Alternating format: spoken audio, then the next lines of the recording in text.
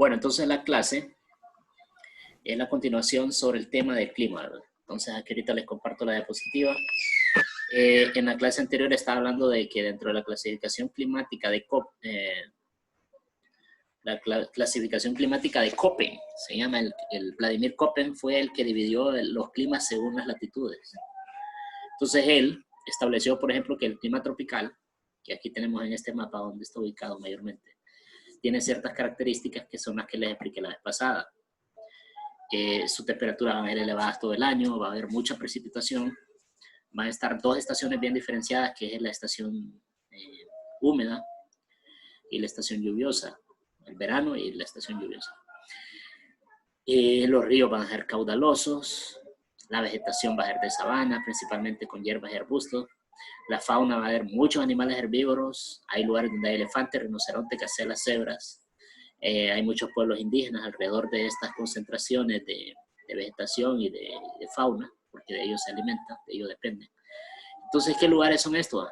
América del Sur, sobre todo en la parte del Amazonas, en América Central, África, sudeste asiático y el norte de Australia. Esto ya se lo había explicado. Le había explicado también según el tipo de clima, el tipo de precipitación, los meses donde más llueve, que en esta zona va a ser junio, agosto y septiembre, en la zona tropical. Y hay lugares de esta zona tropical que es un tipo de sabana, como por ejemplo en África, la sabana famosa del Kilimanjaro y el Serengeti, que son estos lugares donde hay bastantes elefantes, cebras, y que hemos visto nosotros a través de documentales en la televisión, porque ninguno de los que estamos aquí hemos ido a África de turistas, entonces solo por tele lo hemos visto. Y son este tipo de paisaje, como la película del Rey León. Ahí el clima es clima tropical, aunque el paisaje sea diferente. ¿Por qué? Porque el clima tropical abarca varias zonas del mundo y caracterizado de diferente manera. Entonces, el clima tropical, dijimos que es este lugar en el mundo, el clima tropical. Ahora, alrededor de estos lugares de clima tropical, en algunas zonas así cercanas al clima tropical, va a haber clima desértico. Y eso es interesante porque se nota el contraste y se nota la diferencia entre un clima tropical muy lluvioso y un clima desértico seco. Entonces significa que a un lado va a llover mucho y a otro lado casi nunca llueve. Y eso va a ser muchas veces por las cadenas montañosas que hay. O sea, porque hay una barrera de montañas que impide que las nubes pasen al otro lado cargadas de lluvia. En torno a los trópicos. ¿Dónde está localizado? Escriban ahí clima desértico. Se localiza en torno a los trópicos. Las anotaciones que yo les voy diciendo. Que al final vamos a hacer una guía. Por favor. ¿Cómo dice? Sí, lo puede repetir. Así, entonces clima desértico, localización en torno a los trópicos, así tal cual está aquí. Localización, 2 puntos en torno a los trópicos. Temperatura, 2 puntos, muy alta durante todo el año. Muy alta durante todo el año. Y hay algo bien interesante en los desiertos, que la mayor parte de la gente piensa que el desierto es un calor insoportable siempre, y no, en la noche se pone extremadamente frío. Entonces son climas de oscilaciones grandes. Las temperaturas pueden ir desde muy calurosas, 40 grados centígrados, y en la noche incluso llegar a menos 5 grados bajo cero.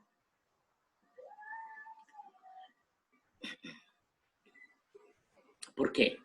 ¿Por qué puede llegar a ser tan frío el desierto en la noche? Le puedo explicar. Donde hay vegetación, donde hay flora y fauna, el calor se preserva más. Las plantas preservan calor, los animales preservan calor, los humanos también. Entonces, cuando ya llega la noche y hay plantas y hay animalitos, entonces el calor se sostiene en estos seres vivos. Mientras que en el desierto, donde no hay ni plantas ni animales, el calor sale, se regresa, rebota, por decirlo así, o lo absorbe la tierra rápido. Y este fenómeno hace que los desiertos en la noche sean muy fríos, extremadamente fríos. Ahora, de las precipitaciones, pues, si es un clima desértico, van a ser muy limitadas las precipitaciones. Y hay lugares donde no llueve y hasta pasan una decena de años, 100 años, donde no cae una sola gota de lluvia. ¿Cómo van a ser los ríos en algunas zonas desérticas? Solo llevan agua cuando llueve, están secos casi siempre, y estos ríos son intermitentes. El río más famoso de zona desértica es el río Nilo, que es el río más largo del mundo. No nace en una zona desértica, pero atraviesa el desierto. El río Nilo realmente nace en... Diga. Hay que copiar todo lo que se está diciendo. No, lo que está aquí en la diapositiva, en la pantalla. Ah, ok. Sí, yo solo lo voy explicando, ustedes lo copian. Entonces, este clima desértico, sí, cópienlo. Este clima desértico, entonces los ríos, como les digo, son pocos, obviamente, llevan poca agua, pasan secos, solo cuando llueve en las zonas aledañas de los trópicos es cuando se llenan. O sea que estos ríos nacen en la zona tropical, pero atraviesan la zona desértica. El más famoso de estos ríos que yo les digo de desierto es el río Nilo, que nace en la zona tropical del centro de África, pero va hacia el norte y hasta ir a desembocar al delta del Cairo en Egipto, el delta en Egipto. Y ahí atraviesa el desierto y es la única zona del desierto donde pueden aprovechar para obtener tierras fértiles y cultivar en la ribera del río Nilo. Un río que es mencionado desde la antigüedad hasta en la Biblia. Hay otros ríos desérticos que atraviesan las zonas desérticas, como por ejemplo el río Tigris y el río Éufrates, que atraviesan el desierto de Oriente Medio, donde actualmente es Irak, Siria. Ahí atraviesan los ríos Tigris y Éufrates, que también son ríos bíblicos, mencionados en la Biblia. Entonces, esas zonas desérticas en el mundo, a veces la única alternativa de adquirir agua es explotando el agua que hay en el subsuelo, el agua subterránea. Y eso lo logran cavando pozos y extrayendo el agua subterránea. En algunos lugares del desierto también hay oasis naturales. Los beduinos, que son una etnia bien famosa de la zona del desierto del Sahara, ellos conocen dónde están estos oasis, hacen caravanas de cientos de kilómetros y no se pierden en el desierto. Están adaptados a este clima. La ropa que utilizan es adaptada para preservar un poco de la humedad y que el calor no se seque, el sudor no se seque, y por eso llevan el turbante y unas túnicas bastante largas. Increíblemente es para preservar el sudor y mantenerse un poco refrigerados. O sea que en el desierto no es conveniente andar totalmente desnudo, más bien hay que taparse para que no se le evapore el sudor. Y los beduinos utilizan camellos, que también son animales que están adaptados a este clima. Tienen pezuñas especiales para soportar el calor de la arena. Y tienen una joroba que no es agua lo que andan ahí, sino una reserva de grasa, pero que les ayuda a sobrevivir durante jornadas largas. Entonces estos beduinos han logrado sobrevivir ahí y ya tienen una forma de vida adaptada a este clima desértico desde tiempos milenarios, desde hace miles de años. Al haber poca vegetación, los animales de la zona desértica por lo general son lagartijas, escorpiones, algunos roedores que escarban en la arena y viven ahí, algunos murciélagos, porque en los cactus, la zona donde hay desiertos, algunas pocas plantas que van a ver son arbustos básicamente, lo que le llaman ortigas, son plantas de desierto, y los cactus. Entonces algunos animales sobreviven en un ecosistema basado en interactuar con estas pequeñas plantas que hay en el desierto. Es muy poca la vegetación. Por lo tanto, van a ser zonas muy poco pobladas. Hay humanos, pero son muy pocos. Bueno, pues ya copiaron, puedo pasar al siguiente.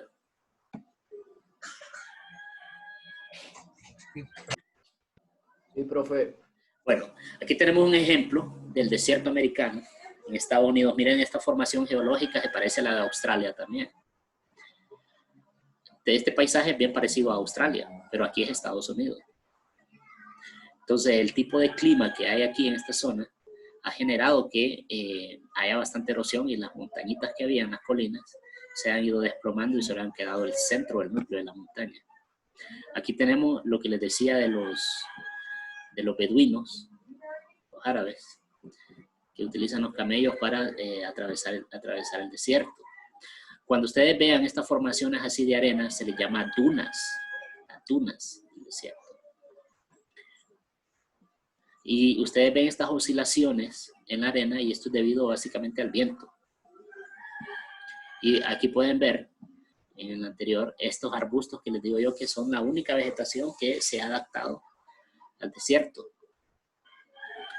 Y ahí entonces viven algunos animalitos pequeños, lagartijas, roedores, insectos, pero no hay macrofauna, exceptuando los camellos que los utilizan los humanos como fuente de transporte, como medio de transporte, pero también como fuente de alimento, porque la gente come camello, toman leche de camello, hacen queso de camello, de la leche del camello. Entonces, y las pieles del camello lo utilizan para sus tiendas, porque esta gente son nómadas, entonces hacen tiendas también para sobrevivir. Y aquí tenemos un ejemplo de un oasis en el desierto. Entonces, la pregunta es, ¿el desierto es sinónimo de calor? No necesariamente, ¿verdad? No necesariamente. Entonces, es eso que quede bien claro, que la gente asocia desierto con calor y no es necesariamente que siempre va a ser así. Aquí tenemos, por ejemplo, los desiertos cálidos y los desiertos fríos. En color magenta están los desiertos cálidos. Aquí tenemos el desierto de Mojave, Sonora, el desierto de Atacama, el desierto del Sahara, el desierto de Arabia, el de Irán, el Thar, el desierto de Namibia y el gran desierto de arena en Australia. Estos serían ejemplos de desiertos cálidos. Y luego tendríamos desiertos fríos, como por ejemplo el desierto de la cuenca del Colorado, el desierto del Turquestán y el desierto del Gobi. Y la Patagonia, aquí en el sur de Argentina. Esos serían desiertos fríos. Usted va ahí, no va a encontrar vegetación, no hay lluvia, pero tampoco hay calor. Por el contrario, hace frío. ¿Okay? Entonces, aquí tenemos una imagen panorámica del desierto del Gobi. Diga. ¿Alguien iba a agregar algo? No. Bueno, el desierto del Gobi, donde ustedes pueden ver que hay gran concentración de sal también. La otra pregunta, ¿en todos los desiertos hay dunas? Y ya les expliqué que una duna es esta formación tipo colina de arena. Y la respuesta es no. Hay desiertos donde hay rocas. Y en vez de que la arena sea toda parejita, como se ve en el Sahara o en el desierto de Arabia, hay desiertos donde hay más roca que arena.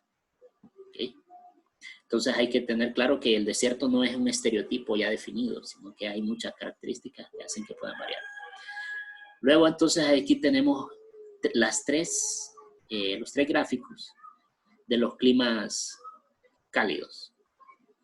Tenemos el clima ecuatorial, el clima tropical y el clima desértico. Ahora, aquí ponen de ejemplo de clima ecuatorial Brasil. De clima tropical ponen Burkina Faso, que es un país africano, y de clima desértico Argelia, norte de África. Entonces, en los tres, ustedes pueden ver, para diferenciar la presencia de lluvia, como el clima ecuatorial llueve mucho, en el clima tropical llueve un poco menos, y en el clima desértico casi no llueve. Ahora, con respecto a la temperatura, que es esta línea isotérmica, pueden ver que en el clima ecuatorial hay unas temperaturas que oscilan entre los 30 y 32 grados centígrados, o sea que sí es caliente, pero es constante. O sea, casi todo el año es la misma temperatura. Mientras que en el clima tropical es un poco más oscilante. Hay unos meses donde baja la temperatura y otros meses donde sube. Y en el clima desértico donde la isoterma está más marcada. En los primeros meses, enero, la temperatura está por unos 12 grados, 12, 15 grados, y va subiendo y llega hasta los 40 prácticamente, hasta que vuelve a bajar en diciembre. Entonces, aquí vemos de forma comparada los climas cálidos. O sea, son climas cálidos todos, pero se diferencian según el mes. Algunos con más lluvia, con menos lluvia, con temperaturas más altas, con temperaturas más bajas. ¿Tiene alguna pregunta hasta aquí? Preguntas, jóvenes, observaciones, aportaciones. Yo tengo una. Diga. ¿Por qué los desiertos fríos son fríos? ¿Por qué los los desiertos? hizo así? Diga. Los desiertos fríos son fríos. Porque ¿quién los hizo así? ¿Por qué los desiertos fríos son fríos? Bueno, es que eso se debe a la zona donde están. Si ustedes observan, los desiertos fríos no están en la zona tropical. En el mapa que les puse de los desiertos fríos van a estar en zonas templadas, donde hay menos radiación solar. Miren, aquí en el centro del mundo son desiertos cálidos, pero en la parte de arriba está el desierto frío, que es donde el sol no pega con tanta incidencia, igual aquí en la Patagonia. Y estamos hablando de la zona ya como quien va para los polos. Entonces, por eso es que son fríos, por la latitud. Están en zonas donde no pega tanto sol. ¿Le quedó claro? Sí, solo que no. Sí, solamente. Solo que no, ¿cómo es eso? Es por Pero, ¿cuál es la diferencia? ¿La diferencia de qué? ¿De por qué frío? Físicamente, no en temperatura, físicamente. Físicamente, pues lo que veíamos, algunos tienen más rocas, otros, por ejemplo, los desiertos que están cerca del Ecuador suelen ser de pura arena, y los desiertos más templados tienen formación de rocas. Igual otras especies de animales viven que son diferentes a ellos, que se han adaptado al frío y a la poca lluvia. ¿Ok? Entonces, esos serían los climas cálidos. Recuerden que cuando hablamos de climas cálidos vamos a tener tres: ecuatorial, tropical y desértico a nivel mundial. Ok, entonces en la parte práctica, por ejemplo, casi no hay animales. Vamos a ver, Jeffrey, dígame, de estos tres climas, ¿en cuál de ellos casi no hay animales? Desértico. Muy bien. Vamos a ver, Gabriela, dígame, de estos tres climas, ¿en cuál hay ríos intermitentes? Que a veces están secos y a veces sí tienen agua, llamados valleys. Desérticos. Desértico también. Muy bien. Vamos a ver Isaí. Estaba Isaí ahí, ¿no? Aquí estoy. Isaí, dígame, de estos tres climas, ¿en cuál hay una estación seca y otra húmeda?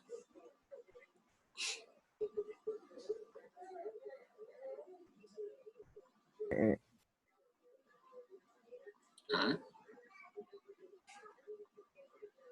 En el tropical. El tropical, nosotros somos los que experimentamos esa estación seca y otra húmeda.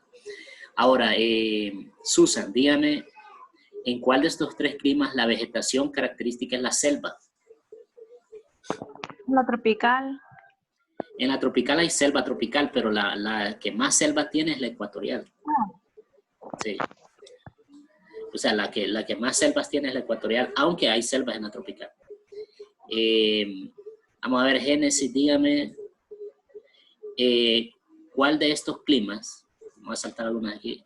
Los pueblos indígenas de esta zona viven de la recolección de frutos, de la caza o practican una agricultura muy rudimentaria.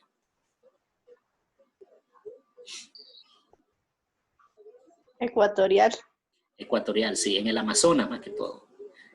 En el Amazonas los pueblos indígenas de ahí viven de recolectar frutos.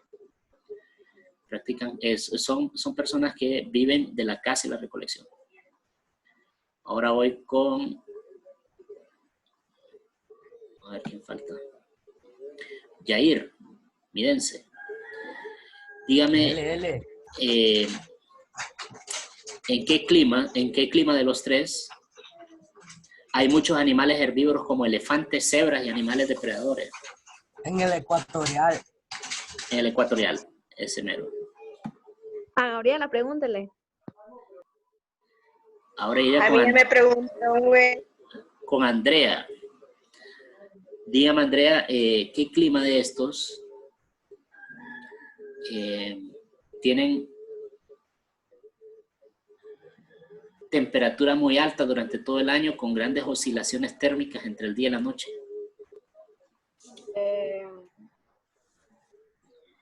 Temperatura muy alta durante todo el año, pero con grandes oscilaciones térmicas entre el día y la noche. Desértico. Desértico, muy bien. Bueno, entonces, en cuanto a los climas cálidos, podemos decir que queda claro, lo entendimos. Pasaríamos a los climas templados, pero eso sería para la próxima clase. Ahorita lo que voy a hacer es que voy a seguir con lo de cívica que teníamos pendiente. Pero sí me interesa que haya quedado claro. ¿Quedó claro lo que estábamos viendo? ¿Del clima? Sí. Sí. Sí, profe. Bueno, pues entonces anoten la asignación con lo que van a hacer para los climas templados. Entonces escriban ahí, investigar el tipo de flora y fauna de los climas templados.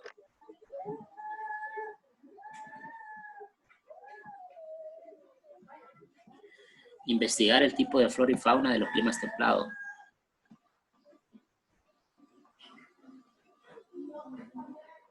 Y qué países de cada continente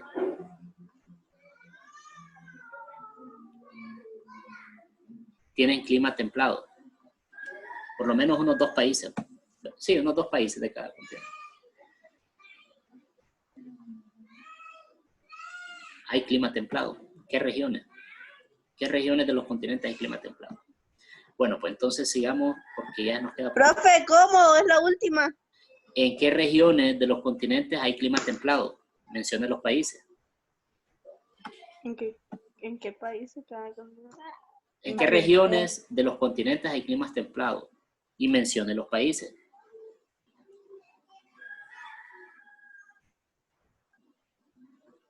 Chequeo. Gracias. Entonces, los derechos humanos de primera generación, que les dejé una tarea, se lograron obtener gracias a la lucha de la sociedad francesa en contra de la opresión del rey Luis XVI, que tenía a esa gente muriéndose de hambre. Entonces, la gente se indignó, hicieron manifestaciones, se tomaron la Bastilla, que era la cárcel donde estaban los presos políticos, y lograron derrocar el régimen del rey francés Luis XVI, y hicieron que a la fuerza les aceptaran sus derechos, que son los derechos humanos de primera generación, que son derechos civiles y políticos, inspirados en el lema de igualdad, fraternidad, libertad, igualdad y fraternidad. Porque los humanos de la Edad Media, entre las monarquías, no tenían ningún derecho civil o político. Eran siervos de señores feudales. Entonces, con la Revolución Francesa surge la modernidad, y con la modernidad la exigencia de que se respeten los derechos humanos.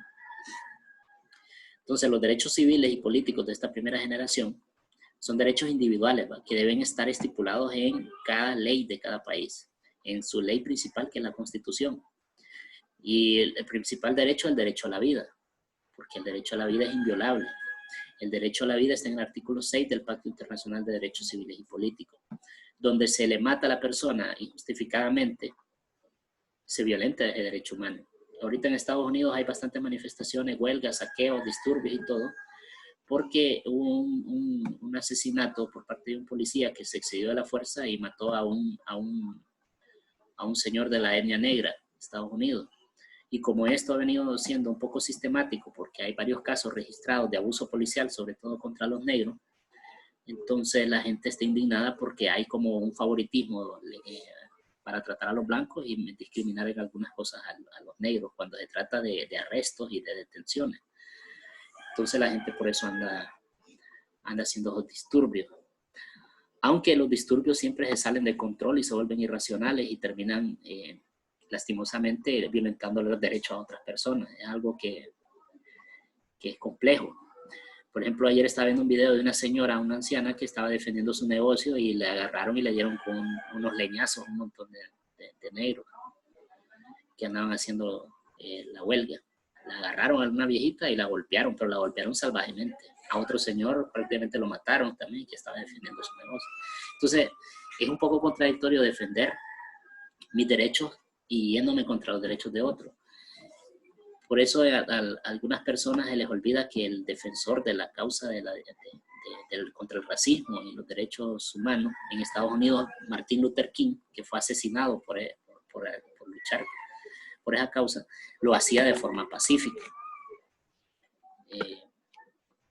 ¿Por qué? Porque la violencia es algo que genera más violencia. Es una realidad social de que si usted va a exigir algo a la fuerza, golpeando y haciendo relajo, le van a caer bombas lacrimógenas, toletazos y todo, porque el Estado tiene un monopolio de la violencia. El Estado tiene derecho a ejercer la violencia cuando se está saliendo de control las cosas. Lo que pasa es que la violencia del Estado está legalizada y está estipulada hasta qué extremo se puede llegar. Porque los derechos humanos dicen que si hay una manifestación, no se les puede disparar bala viva.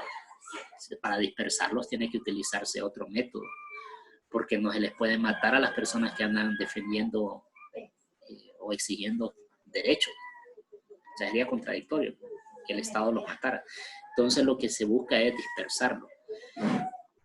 Pero es un problema complejo que Estados Unidos lo está pasando en una época de elecciones y que también lo están utilizando de forma política, porque en Estados Unidos hay dos partidos que son los demócratas y los republicanos. Los republicanos ahorita están en el poder, el presidente Donald Trump.